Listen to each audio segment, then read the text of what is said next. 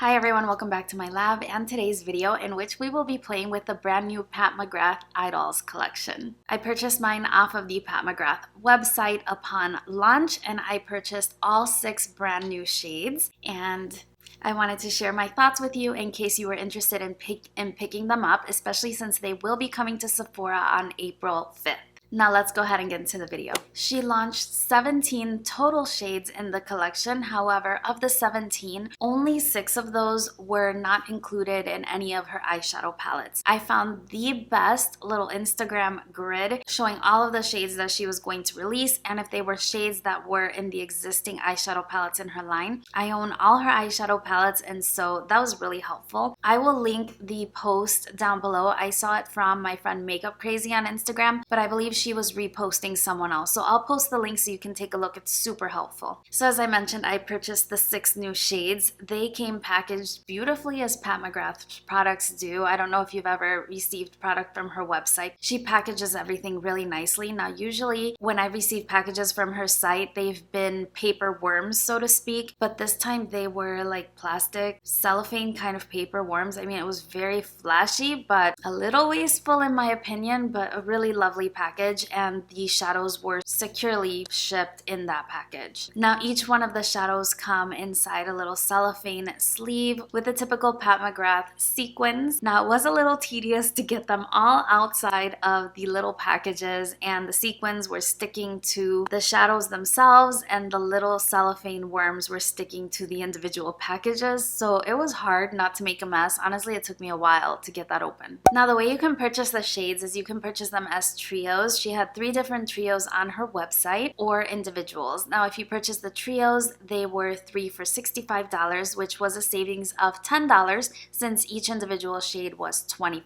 And I'll go ahead and go into some close-ups of the individual pans. They were Statuesque, and this is described as a suede neutral taupe. Burnished Honey, which is described as a mahogany suede. From the metallic finishes, I did pick up the shade Rose Venus, which is described as a pink shimmer. Also Krupp Copper, which is described as a bright copper. Crimson Fire, which is described as a red shimmer. And lastly, Synthetica, which is described as a glittering ultraviolet. The new shades consisted of matte and metallic finishes, but there is an additional finish in the singles collection, and that one is referred to as shimmers, and there are 3 shades in that line. Now, as you can see, probably from the close-ups I inserted, my shade Synthetica was loose from the pan, very similar to what people were experiencing from the Natasha Denona holiday palettes, those brand new like jelly metallic shades that she created. I experienced the same thing with this one. It's pretty cold in Chicago today, so I think that while this was in the truck, maybe it just shrunk a little bit and separated from the pan, but since I was gonna swatch it for you, I pressed it down as I was creating my swatch, and it appears to be, I'm scared to do that, but it appears to be set inside the container now, and so I'm just gonna go ahead and keep it. If I had not dipped my finger into the shade, I probably would have asked for a replacement, but it seems to be working just fine and it swatches beautifully. This shade has a bit of a shift to it. It's sort of a violet, but also has a little bit of blue in it. It's a really, really pretty shade. Let's go ahead and look at the swatches of all of the different shades. The 2 matte ones are Statuesque, as I mentioned, Burnished Honey, and the 4 metallics that I picked up are Rose Venus, Krupp Copper, Crimson Fire, and Synthetica. So as you can see, they swatch beautifully. They're beautiful, beautiful swatches, very typical to the Pat McGrath formula that I'm used to in her larger palettes. Now, when I was picking out the colors I was going to use, I knew I wanted to pick out the new ones, and I picked out 5. So basically all of them except for this one, which was the Krupp Copper. And then at that point, I was like, wow, I've pretty much paid for a Pat McGrath palette, as those are $125, and I'm getting only 5 shades. And then I figured I just couldn't leave one out and not have it. I was just debating on whether or not this one was going to be really different in my collection because it is sort of a gold copper tone, and we have a lot of those. There's just a lot of coppers in my collection, and I wondered, you know, how different could it really be? But then I couldn't stand not having it, and so I ordered it anyway. I figured after $125, what's $25 more?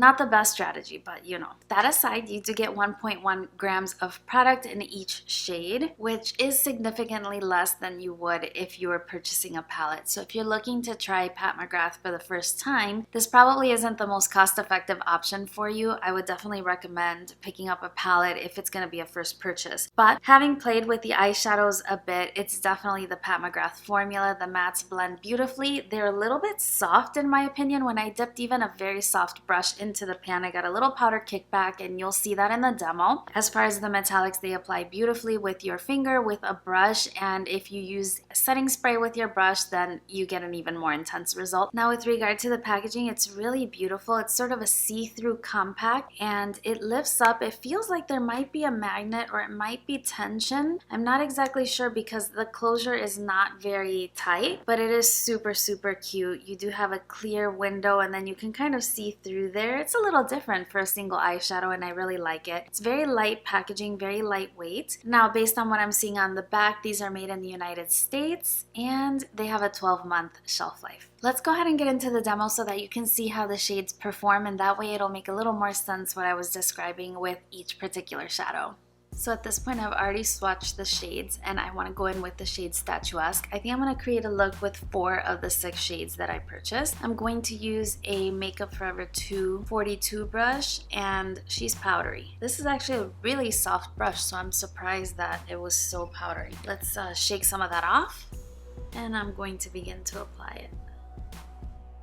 Even though this is such a simple shade, I was actually really excited to see that she added it to her line because I believe it is now the lightest matte shade in her collection. So there you go. There you see that shade applied. It's really nice. It blended out really nicely. The only thing that surprised me is really how powdery it is. This is a really nice shade. It's one of those shades that you just throw on your lid and you go. Kind of the equivalent of applying a bronzer in the crease. Next, I want to go in with the shade Burnished Honey. I'm going to use a xoxo. Not as powdery as the other one, but there is definitely powder there.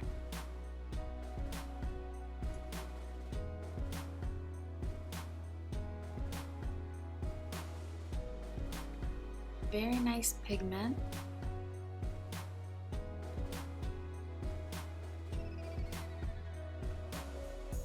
And as you can see, it's blending really nicely with the shade I had there before. So on the lid, I want to go in with the shade Rose Venus, and I'm using my xoxo brush. Let's see how this picks up on the brush. I'm dipping quite a few times. Okay, there we have some product on the brush. I'm gonna apply it dry, and if need be, I will dampen my brush.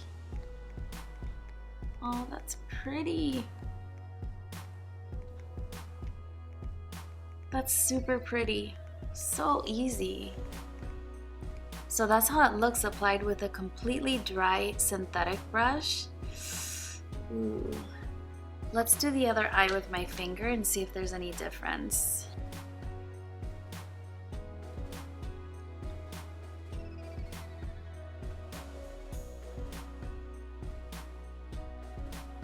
To be honest, I don't see a difference. I think it looks good both ways, which is great. I typically don't like to put my fingers in my eyeshadows, honestly. I only do so to swatch them for my channel, or unless I just can't get the eyeshadow to apply any other way. I like my makeup to last, and putting the oils from my hands and my shadows, I just don't like to do that. So that is great. I'm just going to even it up a little bit. It looks super pretty. Really happy with that. So I picked up some more on the brush.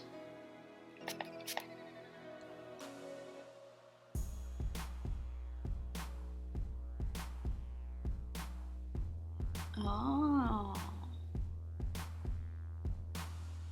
I do need to darken the inner and outer third a little bit since applying the metallic shade kind of covered it. The last shade is Crimson Fire, and I'm using a Sonia G Pencil 2. I'm going to apply this to the lower lash line. I have to do something to hide that under eye creasing. I'm still fighting with that Giorgio Armani concealer. I don't think it's for me.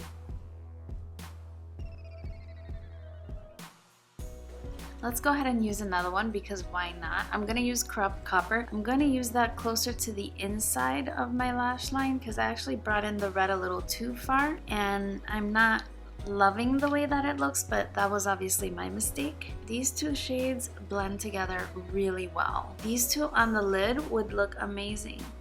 As much as I would love to add the Synthetica shade as well, just to use all 6, it just doesn't go. But I have a feeling that having this on the lid blended out with this neutral brown would be really beautiful. This is the finished look. I decided to go without falsies. I have to take my makeup off. My shipment came in actually pretty late in the day and I still have to go do another workout, this thing I'm doing. So I decided not to apply the falsies, but this, you can still see how the eye makeup applied. I finished it off with Marc Jacobs Earthquake, just some brown liner in the waterline to avoid that sick feeling from having red shadows on my lower lash line. I think the look came out really pretty and I'm really happy with the shadows. Hopefully you enjoyed seeing that demo. I really thought that the shades were super easy. I created the eye look really easily. I kept applying more and more, not because I needed it, but because I wanted to try all the shadows on my eyes. And as you saw, I tried all of them except for the Synthetica shade, so I'll definitely have that in a future video coming up shortly. But I applied the other 5 and they applied beautifully, very much so like all Pat McGrath eyeshadows in my collection. Now,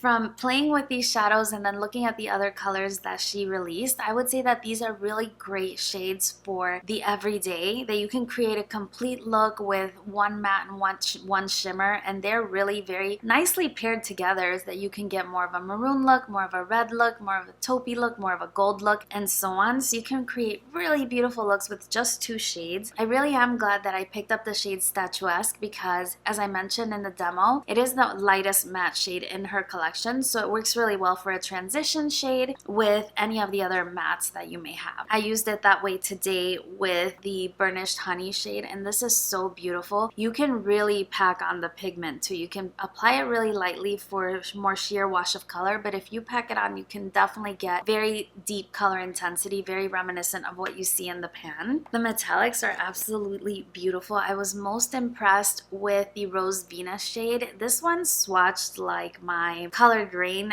metallic shadows, where it just kept going and going and going, and it's a really pretty shade. It's a little bit misleading what you see in the pan and how the swatch looks. It looks a little bit like a rose gold in my opinion. And then the copper, the Krupp Copper, which I wasn't gonna get, I actually really like it because it's an orangey kind of copper and I love warm neutrals. They just suit my skin tone really well and I think they're really flattering on my eyes. So I'm really glad I got that shade. I put it on my lower lash line, and also this one, the Crimson Fire, I also applied that on my lower lash line and they just performed really well with a variety of brushes with my hands. I just love them, so the quality is definitely there, but they're pricey. And man, could we have gotten one of the trios? Like, you know, there were 3 new ones. Those would have been 3 perfect trios because, you know, Pat McGrath knows that she's got fans.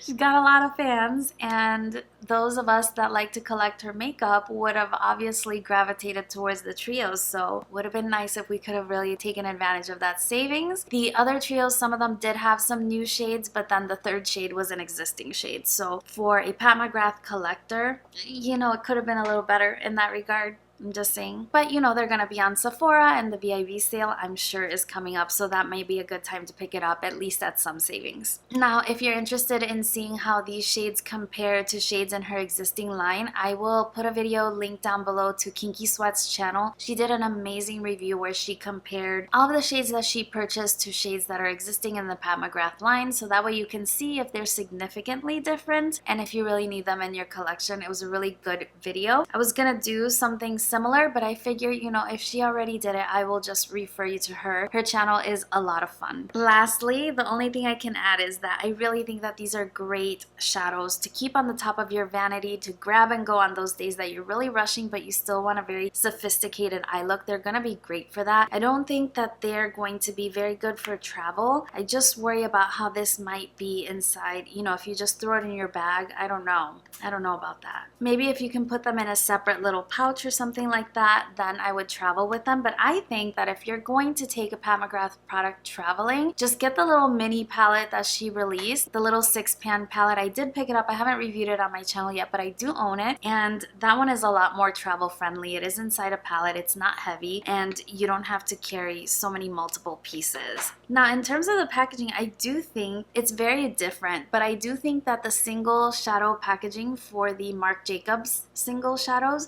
is a little more luxe. It has a mirror and it closes. It's not magnetized, but it snaps very firmly closed, that I would feel a little bit safer traveling with those than I would with these. So just an observation. Overall, I'm really happy with my new single shadows. I can't wait to continue to play with them, and I really love how I feel confident I'm gonna create a 1 or 2 shadow look, and it's gonna look really, really great. So I'm very excited. Definitely a rave review. Let me know if you picked them up and which shades. Check out that link if you're interested in seeing what shades are in which palettes, and then Kinky Sweat's video as well if you want to compare to existing shades. Thank you so much for joining me for my video today. I hope you found it helpful, and if you did, please remember to give me a thumbs up. It really helps me out and encourages me to continue creating content. I really appreciate it. If you haven't subscribed and joined the family, I would love to have you. So hit that subscribe button and the bell if you'd like to be notified when I upload future videos. Otherwise, that's all for me today. Thank you so much for joining me today. I hope you're having a great one, and I look forward to seeing you again very, very soon on my next one. Bye-bye.